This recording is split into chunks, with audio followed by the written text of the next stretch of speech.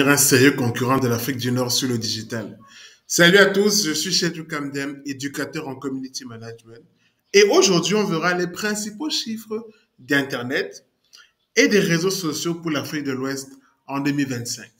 Si tu es nouveau sur ma chaîne, je te suggère de t'abonner, d'activer la cloche de notification pour ne louper aucune de mes vidéos comme celle-ci où je parle des data et des chiffres autour du digital sur le continent africain. Alors, aujourd'hui, on fera la part belle à la région de l'Afrique de l'Ouest sur le digital pour l'année 2025. Et vous allez voir, on a quand même des datas assez intéressantes qui nous proviennent de l'étude annuelle de Meltwater et We Are Social, qui chaque année font une très belle étude, très belle analyse de l'ensemble du digital sur la quasi-totalité des pays dans le monde, on va dire. La quasi-totalité, il y a quelques un ou deux pays, voilà, mais dans l'ensemble, c'est ça. Alors, on va commencer par les utilisateurs, parce que ça devient intéressant. Continent, Afrique de l'Ouest, réseaux sociaux, on a plus de 76 millions d'utilisateurs actifs. Ça fait quand même une croissance d'autour de deux chiffres, hein, 30%. C'est pas mal quand même. Une croissance à deux chiffres sur les dernières années, c'est assez intéressant. Et même si on va vous dire que oui, le taux de pénétration est autour de 18%, c'est faible, mais en réalité, c'est faible par rapport à qui? Ça progresse en Afrique de l'Ouest. Connaissant un peu les difficultés sur place, il y a de la progression et il y a de la volonté surtout de vouloir connecter davantage de personnes autour non seulement du digital, mais aussi des réseaux sociaux. Donc, dans l'ensemble, voici les trois principaux chiffres d'abord à retenir pour l'Afrique de l'Ouest. 76 millions d'utilisateurs, 30% de taux de croissance sur les dernières années et un taux de pénétration de 18%, ce qui montre quand même une forte progression par rapport aux années précédentes. Maintenant, en termes de réseaux sociaux, bon, le premier c'est Facebook. Je pense qu'il n'y a même pas de débat.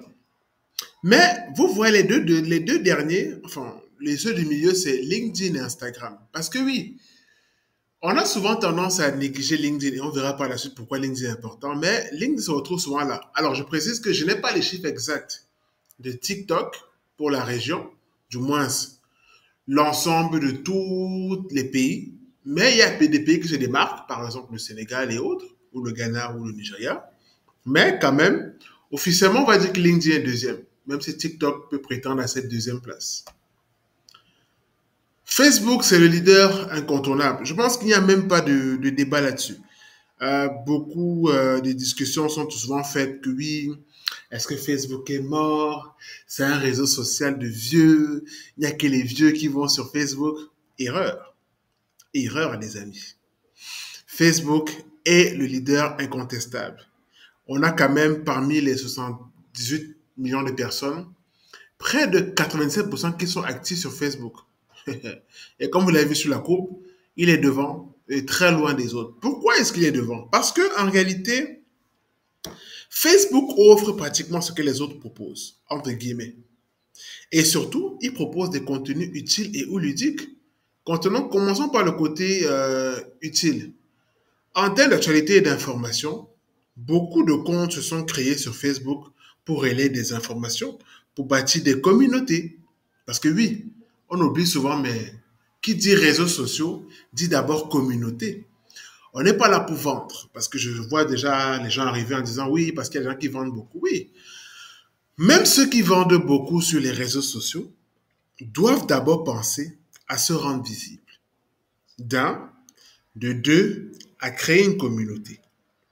Parce que c'est à travers votre communauté que vous allez devenir puissant.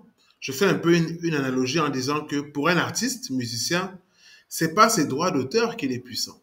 Donc clairement sur Facebook, c'est par votre communauté que vous êtes puissant. Ne l'oubliez jamais. Et puissant, c'est en termes d'atteindre l'objectif. Si vous voulez vendre, fidéliser, faire du trafic web, etc. Donc, et puis maintenant, il y a le divertissement quotidien, le côté ludique. Je pense que je ne dis, c'est un secret pour personne en réalité, mais on sait tous que Facebook a beaucoup de pages d'humour. La preuve en est, Beaucoup de créateurs de contenu que l'on connaît en Afrique de l'Ouest sont d'abord sur l'humour. Ils sont là pour nous faire rire parce que oui, le rire c'est relaxant, c'est drôle, ça nous fait un peu nous évader de temps en temps de notre quotidien. Donc forcément, ayant compris cette plateforme-là et surtout que les cours de l'humour sont très poussés là-bas, voilà pourquoi Facebook a cette place de leader. Et il ne faut jamais oublier que il y a ces contenus utiles et ou ludiques. Maintenant, à côté de Facebook, vous avez maintenant les tendances régionales. Parce que je vous ai dit, TikTok, même si je n'ai pas les chiffres, il y a quand même une forte croissance de TikTok, notamment par des comme le Nigeria, le Ghana, ça c'est pour le côté anglophone, mais pour le côté francophone, vous avez par exemple le Sénégal, qui pousse très fort au niveau TikTok, et la Côte d'Ivoire. Et la Côte d'Ivoire, justement, a une place dominante en termes de leader côté francophone. Parce que oui, quand on parle des réseaux sociaux en Afrique francophone de l'Ouest, eh ben, on a soit des fois la Côte d'Ivoire ou le Sénégal en tête. Mais des fois, la Côte d'Ivoire a un pied devant le Sénégal, un pied devant. Et justement, ça vous montre quand même que de plus en plus, les passages successifs de la 3G vers la 4G, et maintenant, avec la volonté de beaucoup de FAI de vouloir implémenter des infrastructures autour de la 5G dans des pays ouest africains, notamment la Côte d'Ivoire, le Sénégal, voire le Burkina Faso, également le Togo, et bien du coup, ça va augmenter l'usage qu'on fait d'Internet. Parce que oui, quand on parle d'Internet, on ne parle pas que des réseaux sociaux, hein. C'est plus vaste que ça. Et donc, ça va contribuer aussi à faire cette résilience-là. Maintenant, vous avez LinkedIn. Et je vous ai dit que LinkedIn a une place importante parce qu'ici, on a quand même plus de 20 millions de personnes qui sont sur LinkedIn. Le networking et les opportunités foisonnent sur LinkedIn. Est-ce que vous savez que, par exemple, sur LinkedIn, vous avez des offres d'emploi auxquelles vous pouvez candidater uniquement avec votre profil LinkedIn? Oui, uniquement avec votre profil LinkedIn. Pas besoin de l'aide de motivation, pas besoin de l'aide de recommandation, non. Vous envoyez juste votre profil LinkedIn en guise de candidature. Et ça, c'est un game changer dans les offres d'emploi. Donc, pour ceux qui ne sont pas encore sur LinkedIn, qui disent, ah, LinkedIn, ça sert à quoi? Mais ça sert à ça, déjà. Pour vous qui êtes étudiant, qui cherchez de l'emploi, les offres d'emploi sont en souffrance sur LinkedIn. Elles ne demandent qu'à recevoir des candidatures parmi la vôtre. Donc, allez créer vos comptes pour ceux qui n'en ont pas. Mettez à jour votre profil pour ceux qui ne l'ont pas fait depuis un temps. Optimisez, créez du contenu, partagez votre expertise, créez votre réseau, votre networking, échangez avec des gens sur des sujets pertinents et voyez la magie s'opérer. Parce que oui, on avait d'un côté Facebook avec l'esprit de communauté. LinkedIn, c'est le network. C'est la puissance du réseau. La puissance du réseau. Maintenant, vous avez Instagram. C'est aussi un réseau jeune hein, comme TikTok. Et jusqu'où, vu qu'il est affilié à Facebook, Instagram bénéficie aussi de la force de Facebook. Même s'il n'a pas forcément de grands utilisateurs en Afrique de l'Ouest, il bénéficie de la force de Facebook avec justement la possibilité de faire un link entre les deux, de mettre en avant le beau, toutes les belles images, toutes les belles vidéos. Et surtout, c'est aussi un peu l'univers des créateurs de contenu influenceurs pour nous partager leurs belles images, etc.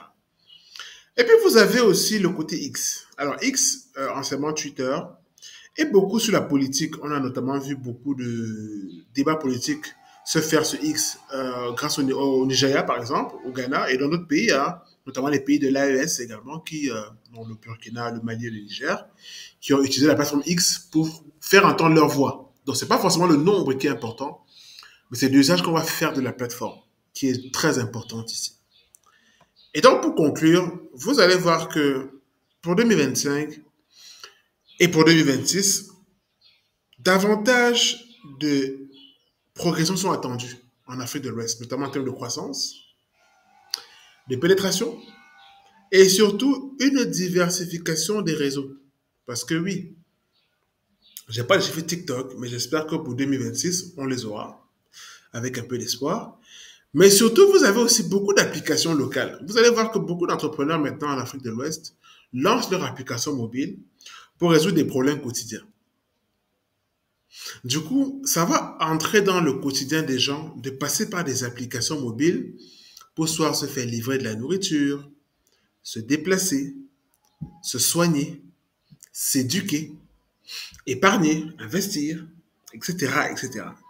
Donc forcément, ça va amener de nouveaux usages et on espère qu'avec la 5G, ça va déployer davantage d'utilisateurs dans cette zone de l'Afrique de l'Ouest. Donc dites-moi en commentaire quel chiffre vous a le plus marqué pour cette région de l'Afrique. Je vous lirai avec beaucoup de gourmandise. Et quant à nous, on se retrouve très vite pour une autre vidéo sur les chiffres du continent dans le digital. À très bientôt.